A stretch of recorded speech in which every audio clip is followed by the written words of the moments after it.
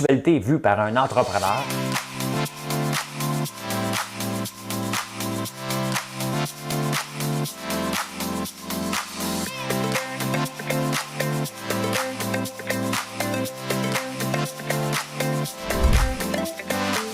Ça bulle, parce que des fois j'ai des bulles, mais ça bulle.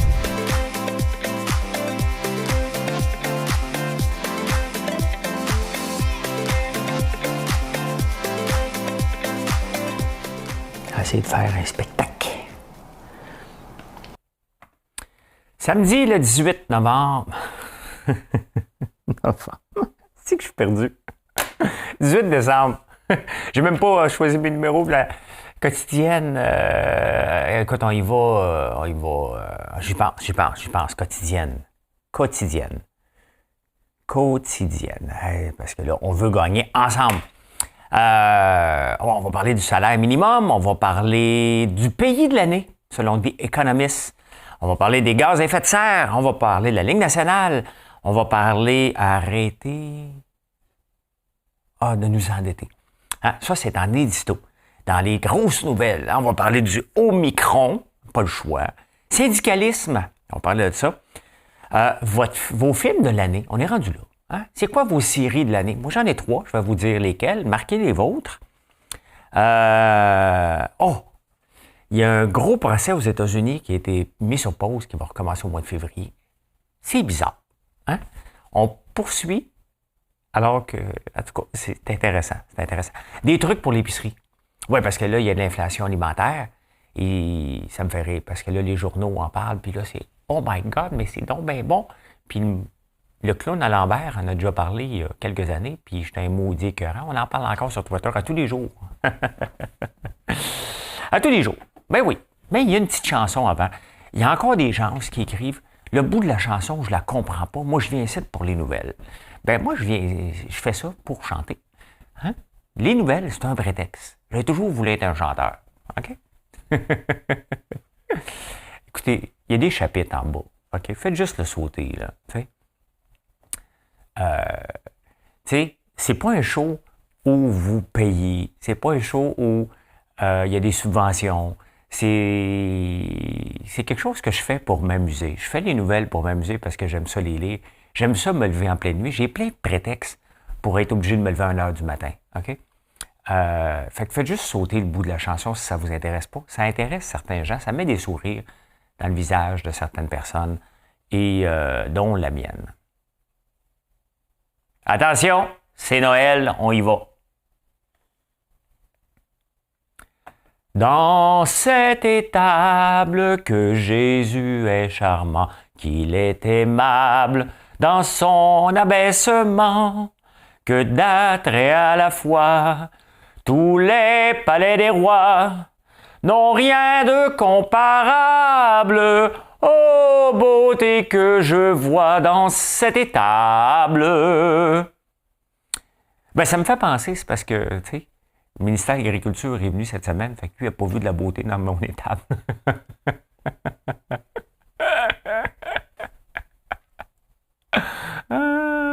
Ben, je donne des polos ce matin. Hein? Ben oui. Hein? Il y en avait trop. C'est comme ça. Puis c'est pas grave. Des canards, c'est comme des cochons. C'est salaud. Hein? C'est ça que ça... Depuis que j'ai des canards, j'ai bien de la misère à garder la place propre. Fait que là, je vais éliminer le maximum de poules et je vais faire plus de place aux canards. Voilà. Fait que ça m'a fait penser. Dans son abaissement, c'est quoi un abaissement? Abaissement. Synonyme, action d'abaisser. Qu'il est doux, qu'il est charmant dans son abaissement. Vous m'expliquerez pourquoi. Hein? C'est un soumis. Jesus is soumis. Jesus Christ the Lord. Je pourrais vous faire du gospel. Je pense que c'est la fin du show. Je pense que c'est ça. Hey, un système à l'eau chaude, là, comme j'ai, là, c'est le fun. Cette semaine, il a manqué d'électricité. La fournaise a surchauffé, a garoché de l'air partout. Et là, c'est pas mal moins le fun. Hein? Je me bats avec le système pour enlever l'air. Je pense que je l'ai gagné. Là. Il y avait des places qui n'avaient plus de circulation. Une bulle d'air, c'est puissant, mesdames et messieurs. Hein? C'est très puissant, je vous le dis. Toutes les entreprises qui qui sont de juridiction fédérale vont voir leur salaire minimum monter à 15 piastres de l'heure à partir du 29 décembre. Je me demande qui, au fédéral, paye 15 piastres de l'heure. Y en a-tu? Qui travaille au fédéral à 15 piastres de l'heure? Mettons comme Post Canada, ne travaillait pas à 15 piastres de l'heure. C'est beau, hein? Je pense pas que ça... Tu sais, le gouvernement se pète les bretelles, mais d'après moi, s'il y en a un, c'est l'oublié de la gang, là, celui qui a oublié. Puis je travaille, oui, je n'ai pas ça travailler, je n'ai pas ça travailler. OK, parfait, ça a l'air, OK, tu as 13,5. Tiens, toi, tu as 13,5, tu n'as rien demandé. D'après moi, il doit en envoyer un. En tout cas, hein, je ne sais pas quelles entreprises ça peut toucher. C'est bon. Moi, ça ne me touche pas parce qu'on ne paye jamais en bas de 15 piastres de l'heure. Puis il n'y en a pas beaucoup à 15 piastres de l'heure ici. Je vais juste te le dire. Parce qu'on n'est pas cheap. Peut-être pour ça que j'ai pas de misère à trouver des bons employés, moi. Peut-être pour ça. C'est fatigant quand tu as le goût d'éternuer. Hein? Hey, le pays de l'année, ça, c'est impressionnant à tabarnouche. C'est quel le pays de l'année? L'Italie. Hein? Moi qui rêve tellement de visiter l'Italie, mais que ça n'arrivera pas encore en 2022, je pense. Ben oui, l'Italie a été nommée le pays de l'année selon des Economist, mesdames et messieurs. Bon, des Economist appartient à un groupe italien, là, mais sont indépendants. Hein? Donc, oui, c'est le pays qui s'est le mieux comporté au point de vue financier, au point de vue contrôle de la COVID. Oui, c'était les pires au début. Ils ont mis des mesures. Et vous savez qu'il n'y a pas de salaire minimum encore là-bas. C'est le pays rêvé pour exploiter. Hein? Tu mets une petite chandelle au scotch, tu t'assois avec un cigare. Puis là, tu regardes tes employés sous-payés, tu fais « Pas grave! Les économistes nous ont nommé le pays de l'année. Fait qu'on continue à exploiter, mon chum! »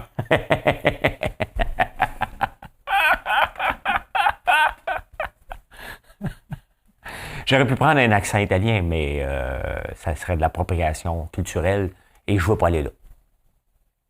Je ne vais pas là. Je vais pas là. On parle beaucoup des GES. GES, les gaz à effet de serre. Hein? Moi, je pense que le Note 1000 qui m'a donné des GES, j'ai hâte de le réessayer aujourd'hui. C'est beaucoup de détails. C'est beaucoup de détails, là, mais...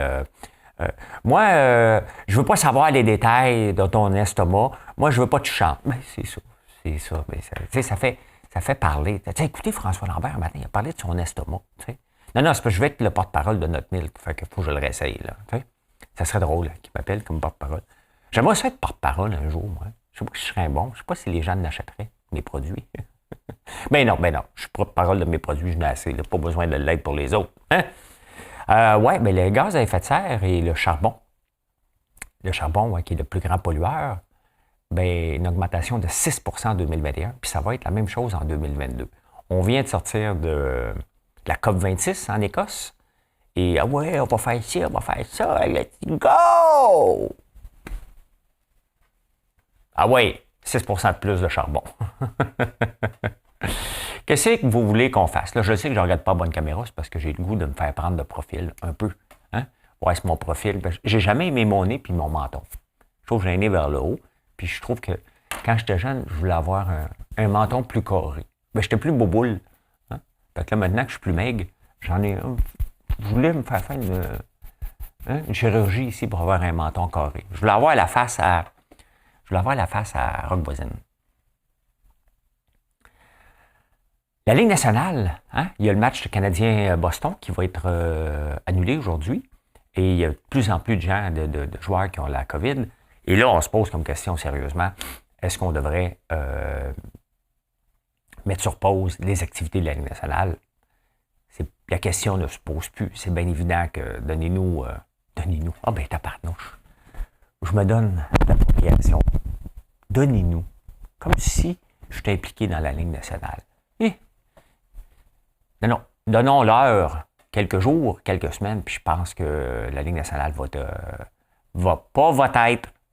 être obligée de prendre une pause. Hein? Je pense que oui. Ah, il y a des restaurants. Là, les restaurants, là, je vais faire comme Nemo. Hein? François, les restaurateurs sont tes amis. Les restaurateurs sont tes amis. Je ne veux pas me faire d'ennemis. Mais Ils sont tous surpris. Tu viens de sortir, honnêtement, là, tu viens de sortir d'une crise majeure. Ils commençaient tranquillement à s'en sortir. Les dettes sont même pas finies de payer. Hein? Que là, on retombe avec des mesures plus strictes. Et là, ils sont comme surpris. Hey, tu viens d'avoir un coup dur, ça te tente-tu de faire attention à tes finances? Hein? Et tu sais, il y a une restauratrice qui dit dans le journal, arrêtez de nous endetter. C'est pas ça qu'on veut. On veut rouvrir. Ben oui, mais tu sais, c'est malgré ce que les gens pensent. Moi, je pense que c'est sérieux. Regarde, hein?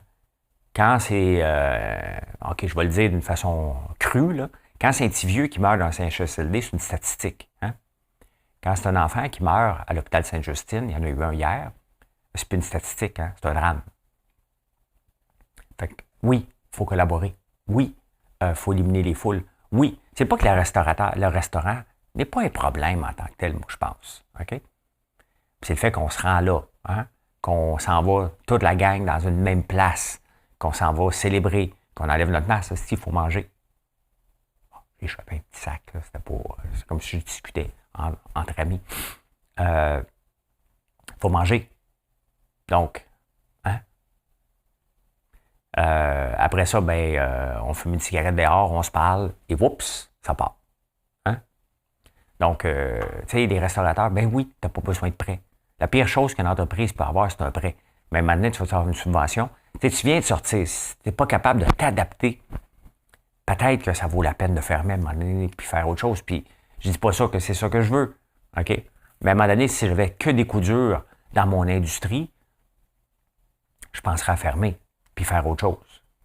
Comme aller sur une plage. Mais à vie. Tu pars à un one-way ticket. Hein? Pas rendu là. Je ne sais même pas si j'aimerais ça en plus. Probablement que j'aimerais pas ça, comme je n'ai pas aimé ma retraite en 2012. Quand j'ai vendu, j'ai dit, en fait, je suis riche. Je suis à la retraite. Non. Non, non, non, non. En parlant de riche, hein, je ne sais pas que je le suis, moi. C'est pas grave. Il y a des gens qui pensent que je ne fais pas partie du vrai monde. Parce que j'ai dit à Gabriel Dubois, viens donc vivre dans le vrai monde.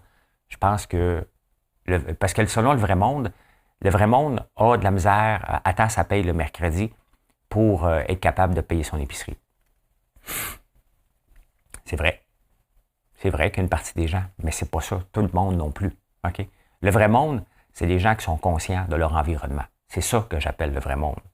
Et c'est ce que je faisais référence à tous les politiciens, incluant Gabriel Nadeau-Dubois, que ça fait 20, 30 ans, 10 ans, 5 ans, qui n'ont fait que ça. Gabriel Nadeau-Dubois, j'ai rien contre lui. Mais il n'a fait que de la politique. Il n'a jamais été sur le terrain. Comment voulez-vous que je gère, moi, une entreprise si je ne vais jamais sur le terrain? Si je ne vais pas voir, si je ne participe pas. Toutes les recettes qu'il y a ici, j'ai participé à toutes les recettes. Toutes les bougies, c'est moi qui ai commencé à en faire. Popcorn, c'est moi qui ai fait la recette avec mon frère. Le beurre, c'est ma sœur. C'est moi qui avais commencé avant. Les suçons, c'est Marilyn. OK? Donc, on sait de quoi on parle. Le shipping, c'est moi puis Marilyn. Donc, on le sait, c'est quoi les problèmes de shipping. On le sait. C'est ça que je reproche aux politiciens de carrière. C'est que ça fait tellement longtemps qu'ils finissent par être déconnectés. Et c'est normal qu'ils soient déconnectés. Voyons donc. C'est ça, ne pas faire partie du vrai monde. Voilà. On commence là. Hein? Pas commencé? Ben oui. C'est la partie d'hiver dans les chapitres en bas. Hey, comment va la crypto ce matin? Comment va? Ben oui, c'est samedi, mais ça marche pareil.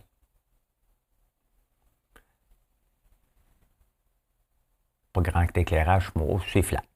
C'est flat, c'est flat. On est dans ce qu'on appelle un bear market. Hein? Et je suis content de le vivre. Je le vis avec vous. Je le vis avec vous, ce bear market-là. Ô beauté que je vois dans cette étable. Au micron, justement. Et j'aurais pu parler juste de ça, mais vous me connaissez, ça ne me tente pas de parler juste de ça. Les journaux ne sont que de ça. Hein? Mais il y a des statistiques, des études qui se font déjà après un mois à peine, et les vaccins ne sont pas si efficaces que ça. Maintenant, est-ce que ça veut dire qu'on ne doit pas les prendre? Absolument pas. Hein? Ils limitent. C'est une question de statistiques. Et moi, j'aime ça les statistiques. C'est une question, je ne fais que ça des statistiques, regarder les rapports, calculer mes probabilités constamment. Et c'est comme ça que je roule mon entreprise. Et c'est comme ça aussi que je mène ma vie, avec des statistiques. Comment? En les mettant de mon bord. Si le jeûne est bon pour moi, je vais jeûner une fois par semaine. Si l'eau froide est excellente, je vais le faire. Si manger des légumes, c'est excellent, je vais le faire. Si me saouler, non, ça, c'est pas bon.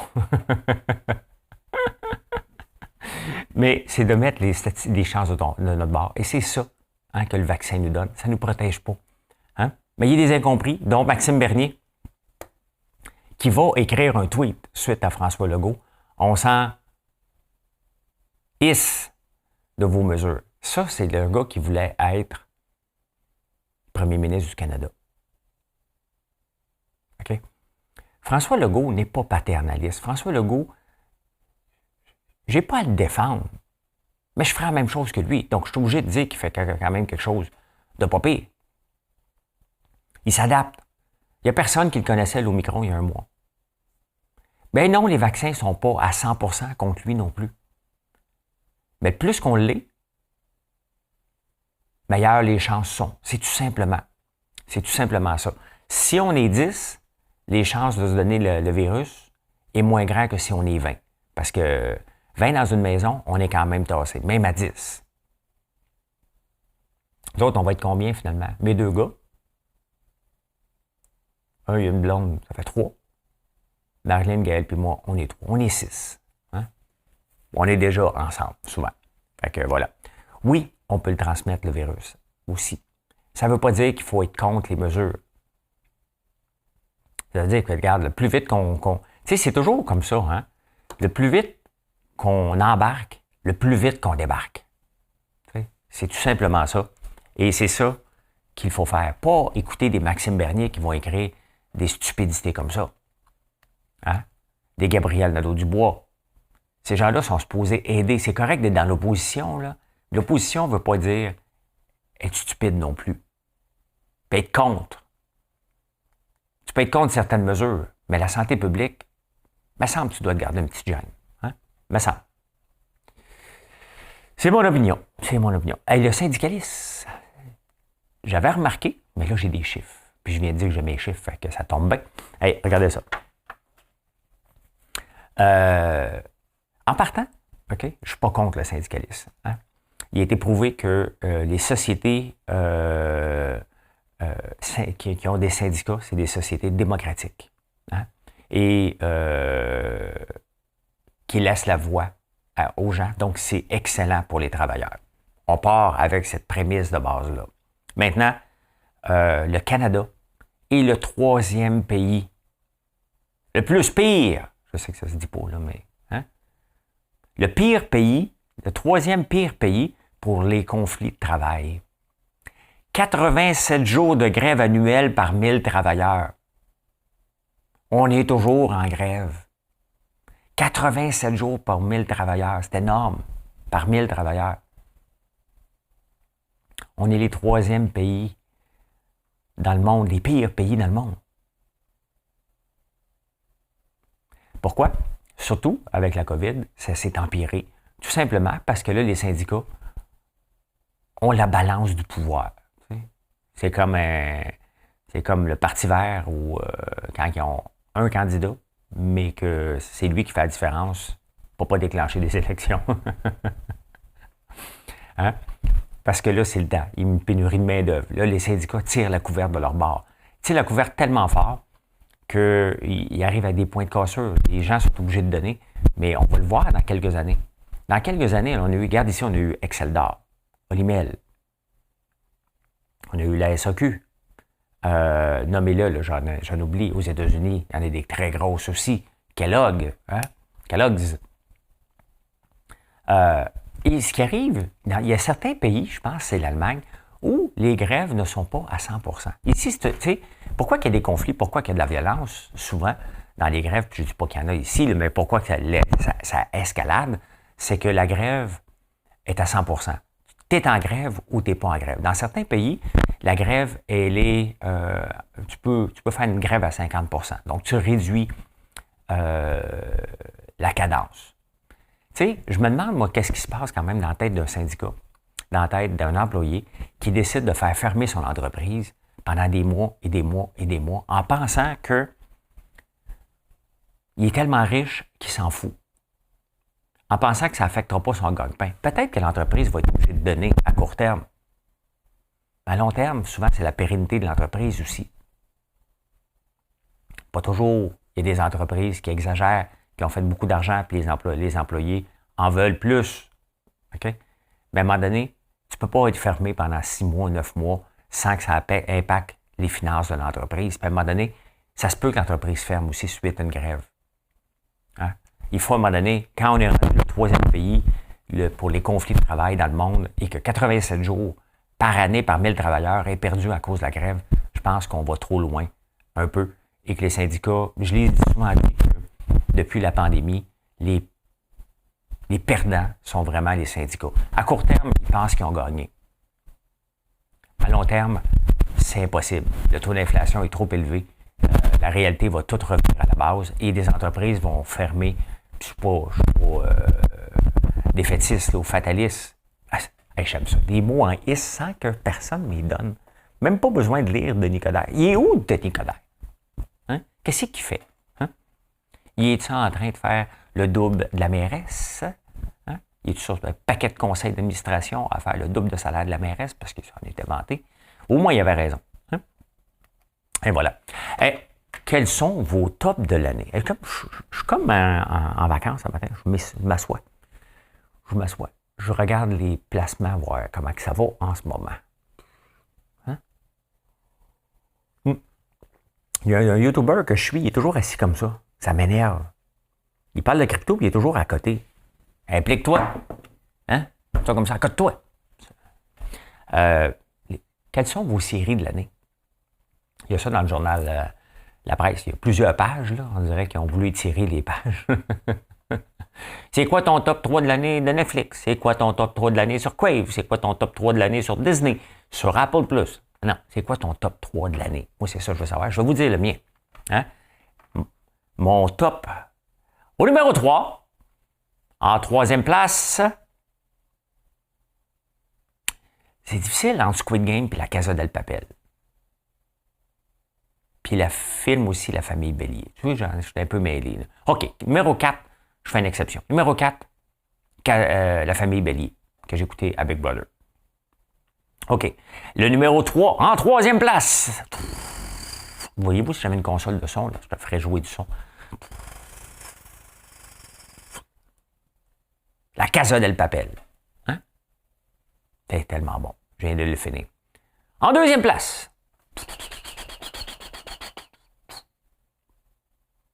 Squid Game, c'était bon. Et en première place, c'est qui la première place selon vous pour moi? Sur Amazon Prime, The Clarkson Farm. J'ai adoré, c'était fait pour moi. Si j'avais un show à voir à la TV ici, ça serait The Clarkson Farm. C'est bon en tabarnouche. Il y a de l'humour, il y a de la ferme, il y a des problématiques, les mêmes problématiques que je vis à tous les jours. Imaginez-vous si c'était filmé, tout ça. Hein? Comment ça pourrait donner tout un bon show. Puis après ça, tu fais de l'humour. Ben, pas tout le temps. Mais, tu sais, pas pour rester malheureux tout le temps. Parce que tout le monde est malheureux. Tam dit d'aller des dames, tam dit d'aller des dames, tam dit d'aller des dames. Hein? Tout le monde est malheureux tout le temps. Tout le temps. Il y a quelque chose d'assez spécial qui se passe aux États-Unis et ça me fait réfléchir. Pourquoi? Parce que il y a 3 producteurs de poulets qui se font poursuivre en cour fédérale pour avoir fixé les prix. Les compagnies, c'est Tyson, Pilgrim puis Perdue. Des grosses compagnies qu'on connaît ici. Hein? Donc, ils se font emmener en cours parce qu'ils se sont mis ensemble pour faire les prix. Comment la cour peut trancher? Donc, les consommateurs arrivent et disent, ils ont fixé des prix, ils se sont mis ensemble. Et la cour risque de donner raison. Un peu comme ici, le cartel du pain. On l'avait eu. Hein? C'était ensemble. Hey, comment tu vends ta tranche de pain, toi? Oui, c'est CSN. OK, parfait, moi aussi. Hein? La Cour donne raison. Mais dès que c'est le gouvernement qui dit non, non, nous autres, on va s'organiser, comment ça se fait que la Cour ne donne pas raison? Pourquoi c'est deux poids, deux mesures? Parce que on va l'appeler la gestion de l'offre. Est-ce que la gestion de l'offre devrait être légale? Il faut se poser des sérieuses questions parce que tu ne peux pas poursuivre des gens qui s'organisent ensemble et d'autres qui ont l'aval. J'aime ça dire l'aval puis l'amour, mais je ne suis pas tout le temps sûr dans quel contexte que je l'utilise. Du gouvernement. Tu sais, la Cour est supposée trancher. Est-ce que c'est légal que des gens s'organisent ensemble pour fixer les prix? La réponse devrait être oui ou non, peu importe c'est qui l'organise. Si c'est non pour ceux qui s'organisent ensemble, sans avoir demandé la permission au gouvernement, bien, ça devrait être non pour le reste. C'est là il faut se poser. Moi, j'aime ça me poser des questions. Je suis un entrepreneur, je me demande tout le temps pourquoi. Mais pourquoi ça marche là et ça ne marche pas à l'autre place? Hein? Intéressant. Je ne trouvais pas de feuille. C'est ma feuille de Big Brother l'année passée. Le contrat. Hein? Qui contacter en tant que, au cas qu'il y ait problème, Marilyn Quentin. Hein? La conjointe. Je rentrerai demain matin. Je n'ai pas le temps. Mais s'il y a un malade, Big Brother peut m'appeler la veille. Je suis vacciné. Je ne sors pas. Je ne vois pas personne. Je peux rentrer. Hey, ça serait drôle en maudit que je rentre à Big Brother. Hein? Les autres vont me regarder si tu fais ça, toi. On va t'éliminer tout de suite. Ben non, je vais aller gagner. Hey, des trucs d'épicerie. Des trucs d'épicerie. Check ça. Parce que là, le journal s'est penché. Voyons, je n'ai pas la bonne page. 5 trucs. Donc, moi, quand j'avais fait la manchette de l'épicerie à 75$, OK? J'avais dit c'était quoi mes trucs pour pas que ça coûte cher. Là, oubliez le prix de 75$. Retenez les trucs. Fait que là, dans le journal, là, c'est Geneviève Ogleman qui ont été cherchés. Donc, la nutritionniste conseille aux gens de cuisiner plus et adapter leurs recettes. Hey, c'est exactement ce que j'avais dit. Et je fais encore les manchettes par rapport à ça. Parce que je dis, écoute, ça me coûte pas cher parce que je gaspille pas. Première chose pour contrer l'inflation, fini le gaspillage alimentaire. Ah, ben là, c'est Geneviève Ogleman qui le dit. Hein? Et elle le doit. Hein? Fait que c'est ça. Donc, la première étape, c'est ça. On gaspille pas. Je pense que vous me voyez cuisiner à chaque jour. Vous voyez que le gaspillage alimentaire, j'en jette pas beaucoup d'affaires. Hein? Des fois, mon piment, il est mollotte un peu. Deuxième étape, revenir persévérer. Donc, c'est des trucs entrepreneuriales, ça. Hein? Mais pour un vrai impact, il faut... Ah oui, non, ça, c'est ça. C'est parce qu'il ne faut pas juste essayer une fois. Hein? C'est à tous les jours qu'on doit faire les recettes. Pas rien qu'une fois, me dire, j'ai économisé cette semaine. Non, non, tous les jours. Hein? C'est la persévérance, moi. Elle écrit des livres d'affaires. Revenir à des habitudes d'autrefois. Ah ben, hein? Il n'y a pas si longtemps que ça, on faisait avec ce qu'on avait. Ce qu'on avait, c'était des fèves et un morceau de lard très gras. Bon, c'est ça. C'est exactement. Hein? C'est exactement ça que je fais. C'est exactement ce qu'on doit faire. C'est exactement ce que je disais dans la fameuse épicerie à 75$. Tu ouvres la porte du frigidaire puis tu t'organises. Dans mon livre, je ne veux pas plugger mon livre, mais quand même, j'en parle qu'un entrepreneur, c'est comme un cuisinier. Il ouvre la porte du frigidaire, il ouvre la porte de son entreprise puis il dit « Hey boy, hein, il me manque du staff aujourd'hui puis il faut que je livre. » Quoi d'autre trucs? Ben c'est ça les trucs. On ne gaspille plus, on persévère. Cuisiner plutôt qu'acheter transformé. Regardez toutes les recettes que j'ai faites depuis que je me connecte à 5 heures avec vous. Combien de fois vous avez vu quelque chose transformé? La semaine passée, vous avez vu une pizza. Hein? C'est arrivé presque une seule fois. Hein? Ben voilà. Voilà. Ce sont des trucs. Voilà comment j'ai vu l'actualité en ce beau samedi, le 18 décembre. Je vous souhaite une excellente journée. Bien entendu, allez voir Marilyn et Gaël à Montréal. Si vous êtes là, Gaël, il va être bien content. Hein? Il va être bien content. C'est lui qui vous accueille de 9h à midi. Avec Marilyn, bien entendu, pas de seul. Moi, je suis ici à la campagne avec Florence, je pense, aujourd'hui. Donc, venez nous voir. Et sinon, en ligne, on va tous vous livrer à temps pour Noël. Ne vous inquiétez pas. Inquiète-toi pas. Hein? Bonne journée tout le monde. Bye.